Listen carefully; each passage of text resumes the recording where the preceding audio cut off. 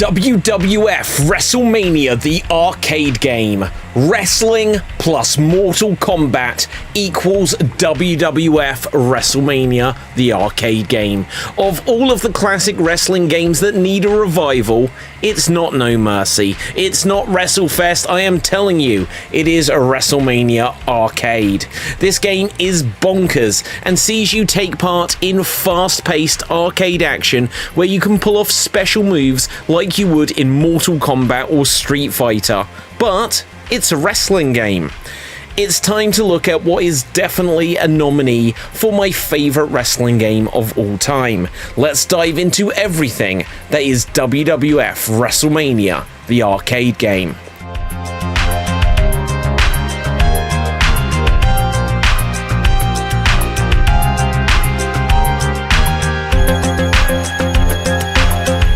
WrestleMania the Arcade Game changed up just about everything pro wrestling fans thought they knew to expect from a wrestling video game.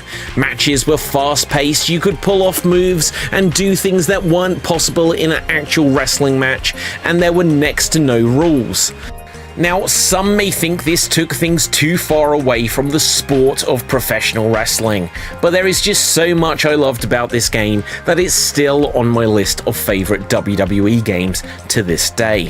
Featuring a select roster of only 8 WWE superstars, the game may feel a little lacking compared to wrestling games these days.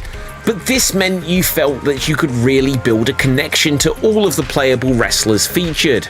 In the game there is Bret Hitman Hart, the Heartbreak Kid Shawn Michaels, the Undertaker, Bam Bam Bigelow, Yokozuna, the Mighty Lex Express Lex Luger, the bad guy Razor Ramon, and Doink the Clown. But no Dink. Although we do get a cameo from Mr. Fuji. There's also weird cameos of people who probably were developers or fans that somehow found their way into the game on the screens that give you tips in between rounds. So, all of these that were included in the game are unique superstars with unique personalities that led to very different moves that lent itself to the Mortal Kombat-like presentation. So, Doink the Clown has a hand buzzer, the Undertaker hits you with a tombstone. It really does match the characters. If you were a kid in the mid-1990s and you saw this in the arcade, it was unlike any other wrestling game that you'd ever seen before. The first few years of wrestling video games were truthfully a little bit bland. The graphics were often blocky, the wrestlers mostly had identical movesets, and the gameplay was slow and repetitive. I mean, there were some bright sparks like Superstars or WrestleFest or, well, just mainly Superstars and WrestleFest, but like WrestleMania the Arcade Game, both WrestleFest and Superstars were also arcade games. On consoles and home computers, the wrestling games were quite limited. Wrestlers would often pull off just punches, kicks, hit a drop kick, and if you're lucky they may manage a body slam and a vertical suplex. Matches would usually end up as something of a grind, where you'd need 5 to 10 minutes of wearing down your opponent, and more often than not would end up just spamming the same few moves over and over until you got their energy bar low enough to attempt to pin. And then you'd find that once it's 3/4 gone, you're like, damn it, I'm just going to go for the pin, and they'd kick out. So you'd hit 1 or 2 more moves and try again, rinse and repeat until it was done.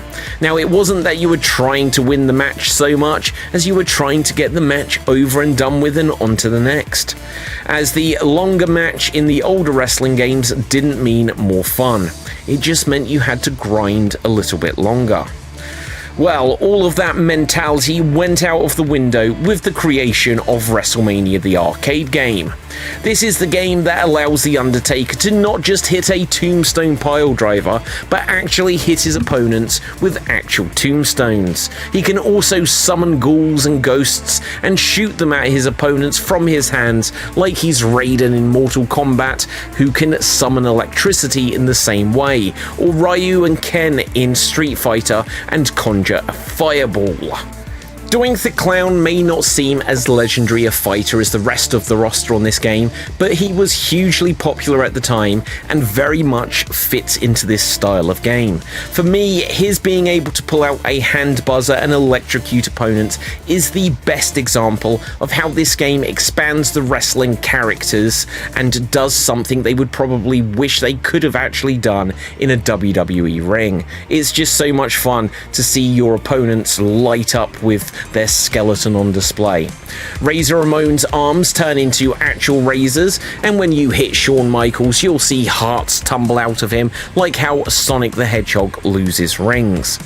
This game is insane and adds a load of wacky craziness that real-life wrestling has been trying to add to the actual sport for the last 30 years. Wrestling purists may be able to look to this game and pinpoint that this was the crossover moment between pro wrestling and video games that spiraled the younger generation into some of the indie silliness that has led to Matt Hardy teleporting, Matt Jackson's exploding superkick, and all of the spookiness and nonsense that the late great Bray Wyatt was doing as the Fiend. I suppose this game isn't quite where it started, as the Undertaker and Papa Shango had been around for years, and WCW had notoriously given us Abdullah the Butcher being electrocuted on an electric chair, and an appearance by RoboCop to help Sting. In wrestling video games, there had been the larger-than-life Sega's Wrestle War and the WWF Raw on Super Nintendo and Mega Drive, where they had introduced the over-the-top super moves. This game just ran with that as the main moveset. This game does mix the gameplay styles of wrestling and Mortal Kombat really well. It plays like those mixed in with a beat-em-up. You can move up and down the screen like you would on a beat-em-up, and you can't jump like you would in a traditional fighting game. But after this, you have Mortal Kombat style button combos and special moves. This mixes really well with being able to grab a grapple and pull off even more moves like in a traditional wrestling game.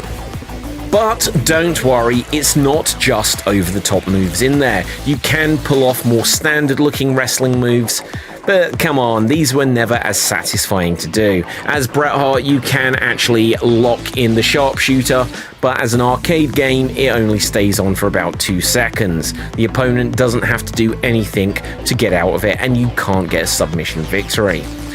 The game had multiplayer, but was light on gameplay modes. Basically, you'd either do an arcade mode where you'd go after the Intercontinental Championship, or an arcade mode where you'd go after the World Wrestling Federation Heavyweight Championship.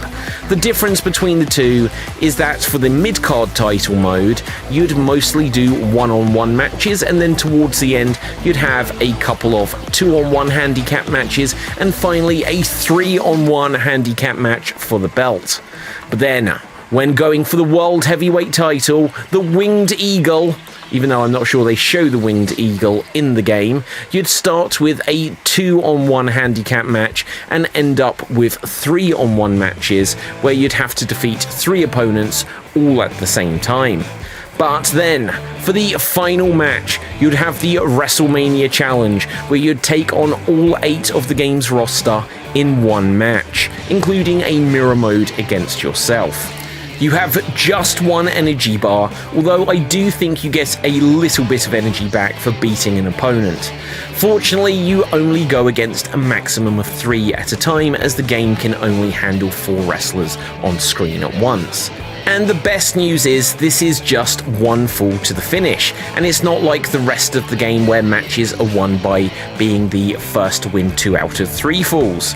Interestingly, the usual best of 3 falls format from fighting games works perfectly with wrestling being the theme, as a 2 out of 3 falls match is a wrestling match type, even though it's not very common these days.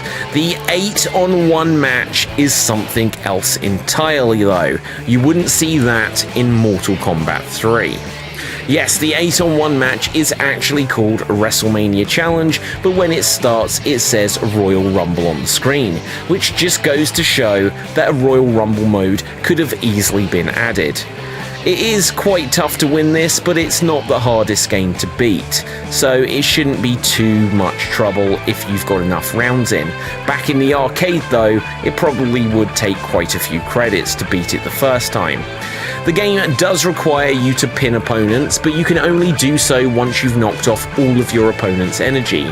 Sometimes they will kick out and have regained a little bit of energy and get second wind, and this is so annoying when it happens and then they beat you and you lose. This will mostly happen if you don't have much energy yourself though and are caught off guard. There's no submission, DQ or count out in the game, although you may be weaker or slowly lose some energy if you're outside the ring.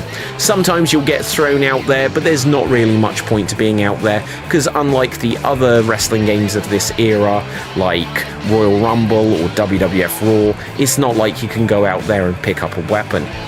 The game features commentary, which I think was a first in a WWE game, and also has a constant music track to the fights, which I really enjoy. It's bouncy and fits the tone of the WWF New Generation era that this game came out in the midst of. The game also features actual WWE wrestler theme tunes, but these aren't the full tracks that you can listen to, and that's a shame.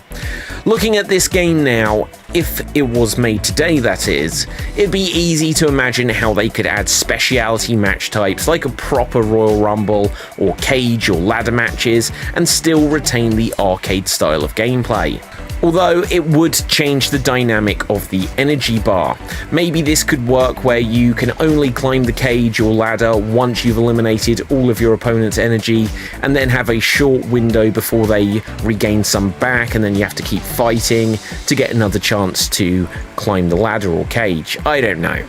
The game is notorious for featuring weird game endings that are dark or just weird for a wrestling game. And they're even more weird when you consider these are based on real people. Bret Hart's name is Bret Hart, and these people exist in real life, but it kind of tells you about their long-term futures. As examples, they have Shawn Michaels ravaged in the ring by lusty women who leave him naked and motionless. It then says he becomes a politician. Doink's end-of-game celebration sees him have some elephants come to the ring and they trample on the audience. Bam Bam Bigelow literally kills everyone in the audience. Bret Hart quits wrestling and becomes an Oscar-winning actor. And for Razor Ramon, he has anything but a good ending, where it says he ends up sleeping on a bench and then just disappears. I have no idea what they were thinking when they added these endings, but it feels like it was the work of someone who was ready to quit the company, and somehow nobody noticed or cared how bad these were, and just frankly dark and inappropriate for a WWF game at the time, or any time. The game came out on most home consoles at the time, and whilst in today's video I'm just concentrating on the original arcade game, I will note that when I first got it, I had the Super Nintendo version, and this cut both Bam Bam Bigelow and Yokozuna from the game. Apparently the sprites were too big, but they were on the Mega Drive version, so I can't really explain it. That left the game with just 6 wrestlers, which was crazy. In the years since, I've played most versions of the game and have had a chance to get the full experience, but still to this day it feels like I'm playing a weird bonus version to see the super heavyweights in there. The game was followed up by a sequel of sorts in WWF In Your House, but this wasn't an arcade game and just released on the Sega Saturn and Sony PlayStation. I'll look at that in depth another day. But I'll just say now, I don't think it quite captured the magic of WrestleMania Arcade. I would love to see a new WWE or even an AEW game made in this style, as it feels like it's something that is missing from the world of wrestling video games. We have had the likes of WWE All-Stars and WWE Battlegrounds, which have both leaned into wacky stuff. And if you remember WWE Battlegrounds, it's the one with the super deformed wrestlers, and there was an alligator outside the ring that would try to eat you. These games were okay, but I want another WWE Mortal Kombat style game. I want something that films the wrestlers nowadays, that's in 4K, running at 120 frames per second, and will have The Rock as the final boss, with all kinds of electricity powers. Give me John Cena, where you can't see him because he has an invisibility mode. And for old time's sake, bring back the Undertaker as a connection to this original game whilst he can still go to be able to record the footage. Have him with elements of his dead man gimmick and then suddenly pull out a motorcycle from his American Badass era. As much as a lot of fans love this game, or WrestleFest, or No Mercy, it seems unlikely they'll ever be re-released. I can almost believe that a company like Arcade 1-Up could maybe get a deal for this to be remade as a modern home arcade machine, as they have been able to get NBA Jam, and old licensed games like The Simpsons or Teenage Mutant Ninja Turtles get re-released when the developers who originally made those games perhaps no longer had the rights to the licenses.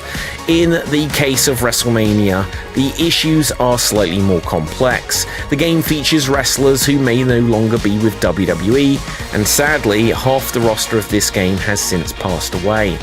Add to this that the game would also need altering not to have the old style WWF logo, although if they can get the source code and just change it to be the block style WWE logo, it would work just as well.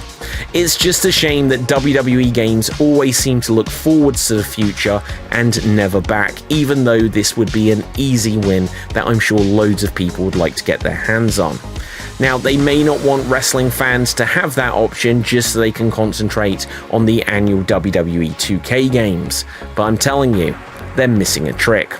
So that's going to wrap things up for this edition of the Slam Jam Wrestling Video Game Retrospective. In past episodes, I have looked at the Sega Mega CD, WWF Rage in the Cage, WWF Superstars on the Nintendo Game Boy, the Dreamcast Royal Rumble game, and the WrestleMania game on Amiga. Let me know what wrestling games you'd like to see me tackle next, or just for a future video. And also, let me know your thoughts on WrestleMania the Arcade Game. Where does this rank in the all-time great wrestling game list for you? So, if you haven't done so already, I would really appreciate if you would smash that subscribe button here on the Geek Battle Gaming YouTube channel. Also, go to www.xstreamed.tv/gaming, where you'll be able to find the written article version of any of the videos on the channel. So with that, until next time, you Slam Jam bronies, take care, always stay extremed, and ciao for now. Boom, and we're off the air.